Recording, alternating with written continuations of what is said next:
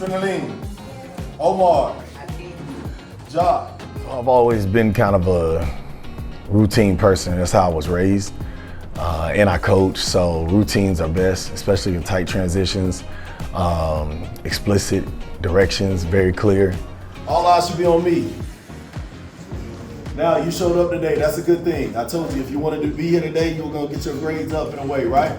So you want minimal questions, and you want kids to move a lot. So move a lot faster as soon as you give the directions. You do want to check to make sure they understand, because if you don't, sometimes you end up with, well, I heard this, but this is what you said, and this is how I interpret it, and you don't want that. So a lot of times it's just going back and making sure that they understood.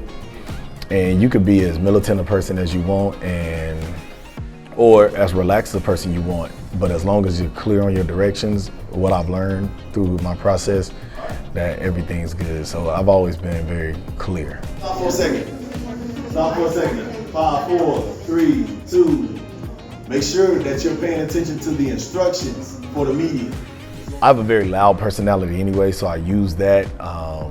And coach, so it comes off aggressive at times, but the biggest thing is I demand what I want.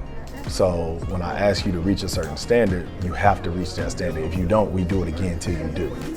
So just for example, I know you were looking, we saw homework wasn't done. So today we had kind of an open day.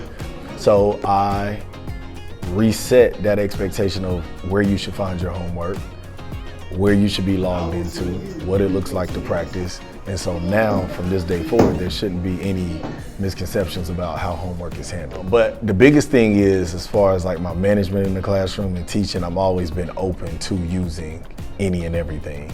If it doesn't work, I don't throw it away. It's just not for now. I may use it with a different class. Every class has different personality. I was in Teach Charlotte when I first came in, and the support, it actually helped me prepare for people walking in your classroom all the time and observations, but they were always in our classrooms the first year. And we always had trainings at Philip O'Berry afterwards. So that really helped. And they were also, mindset was like mine was, so they would not let you move on until, hey, no, is that what you want? If that's not what you want, don't let the kids go. Let's go back and do it again. Let's practice it again. So practice, practice, practice. I think over time, right, when I was younger, my mindset was more so aggressive. So no, get it right. Now I do a little acting with it. I may take a deep breath. Usually I'll do a deep breath. Whew. All right. Bad teaching. I'll just say bad teaching because it'll let the kids know, hey, he makes mistakes too. He doesn't expect us to be perfect. And then I'll say, hold on, this is what I meant. Do you understand this now? And that's typically how I reset these days. Well, number one, be who you are. If you're soft-spoken, use that. If you're loud and aggressive, use that. If you're goofy, use that, because first off, they're gonna have to feed off of who you are personally.